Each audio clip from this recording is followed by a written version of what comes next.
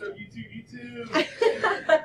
Hi guys, this is our first ever live with period 4 video. Say hi, period 4. Okay, so for 6.5, this is going to be the first part of your notes. We are going to go over a test question or one similar that you'll see on your test, and the example, it says, is determine if a quadrilateral is a parallelogram, rhombus, rectangle, or square. So determine if a parallelogram is a rectangle, rhombus, or square.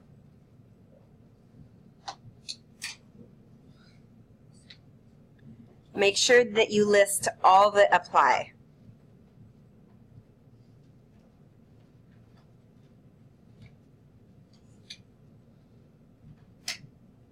Okay, so what we're going to start off with is I'm going to give you the points. It's going to be D, E, F, G. D, E, F, G.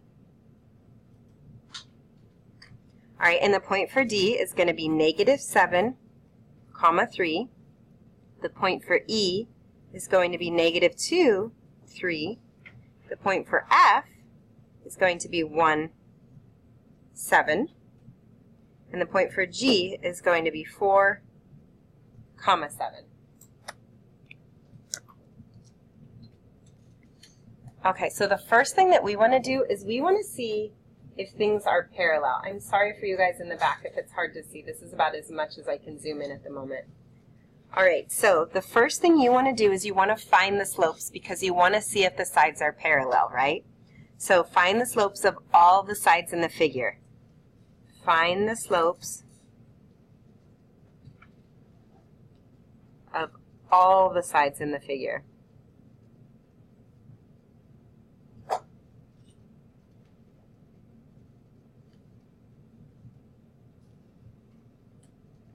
Does anybody remember what the formula for slope is?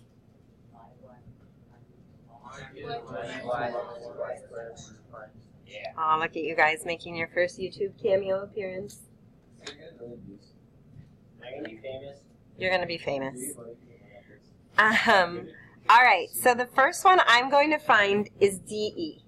Right? I'm going to take my points from D and my points from E and solve my slope. So I'm going to do 3 minus 3 and -2 minus -7. I'll end up with 0 over 5, which simplifies to 0. All right, so now I know that my slope of DE equals 0. That's one slope down.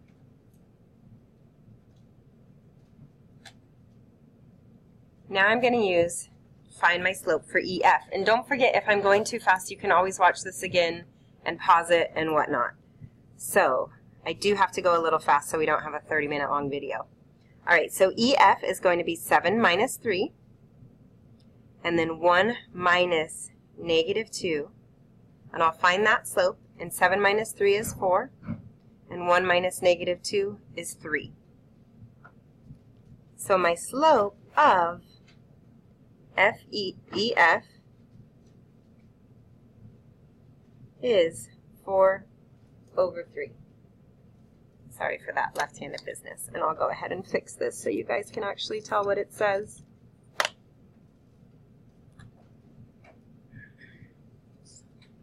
EF. Oh my goodness. Okay. And then the next one is going to be FG. I'm going to move this up a bit. Hopefully you guys were able to get that information. And FG is going to be 7 minus 7 and over -4 minus 1. Well, again, I'm going to get 0, but this time over -5, but still 0 on top equals 0. And M, the slope of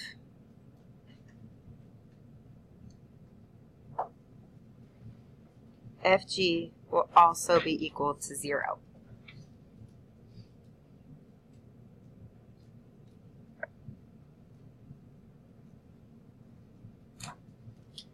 And lastly, I got to find the slope of DG. So I'm going to do 7 minus 3 over negative 4 minus negative 7. When I subtract those, I get 4 over 3. So the slope of DG equals 4 over 3.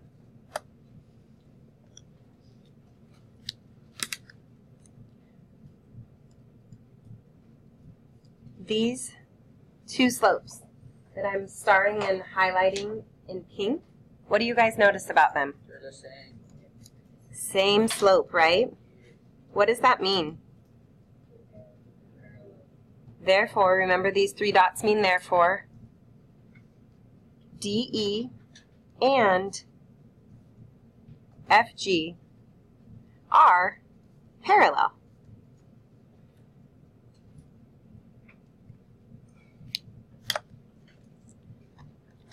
Okay, and then look over here. I have another set of slopes. These are also the same. So again, the same slope,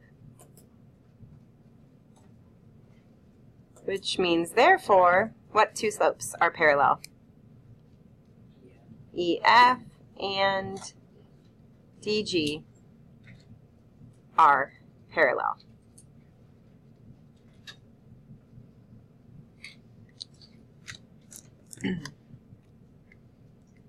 Okay, so we have 2 parallel lines.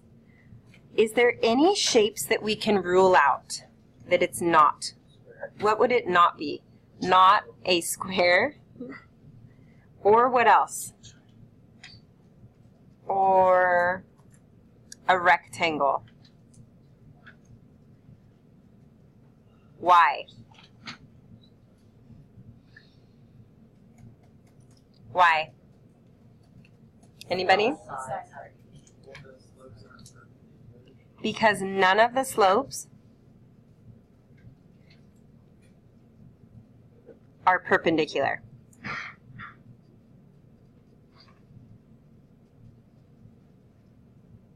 They're not opposite reciprocals.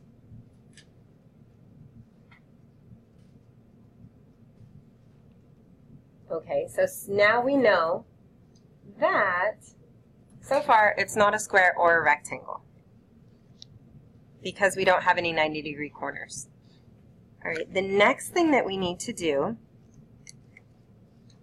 is, I'm sorry, it's kind of cutting off here, is we need to find the lengths of the consecutive sides. So find the lengths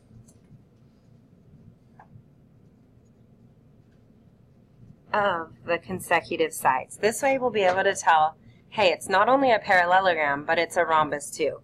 Find the lengths of the consecutive sides.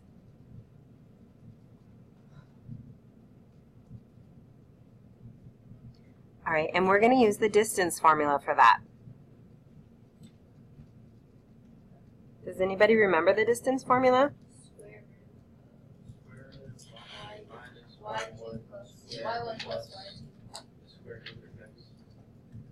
We'll do what?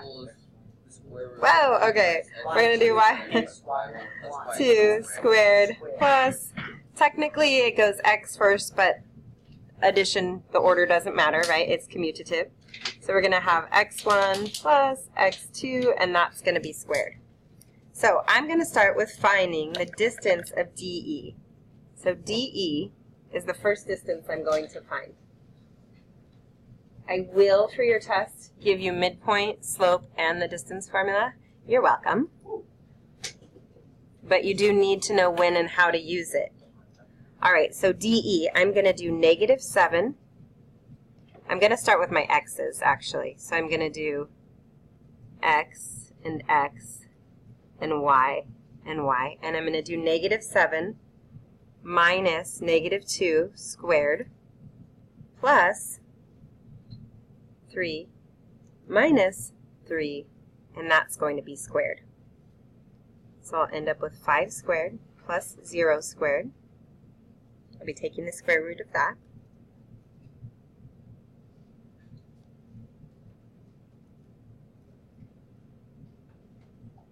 And the square root of 25 is 5.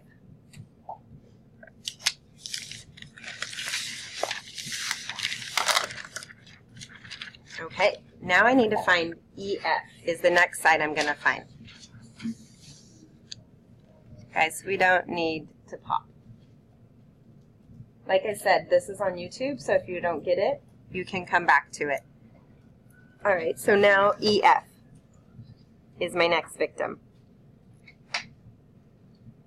I'm going to do negative 2 minus 1 and square it, plus 3 minus 7 and square it. Yes, this problem is going to take a long time, and it's going to be worth a lot of points.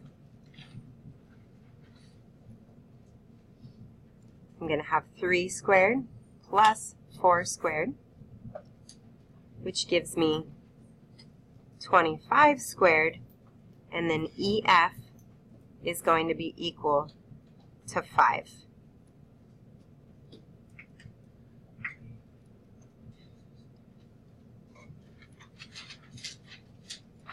Okay, so now I know that DE equals 5 and EF equals 5.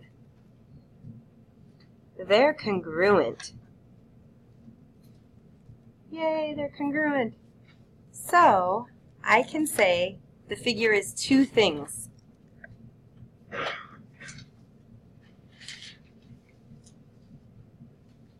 It's a parallelogram,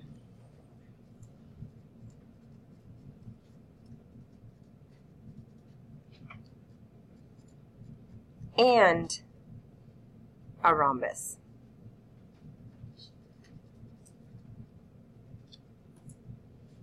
Because the two consecutive sides were congruent.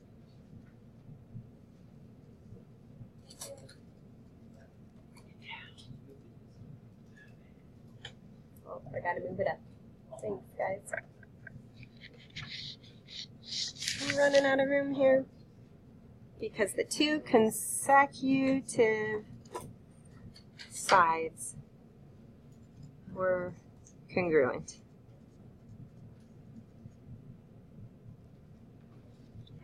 And there you guys go. We did it. We did our first in-class video. Yay!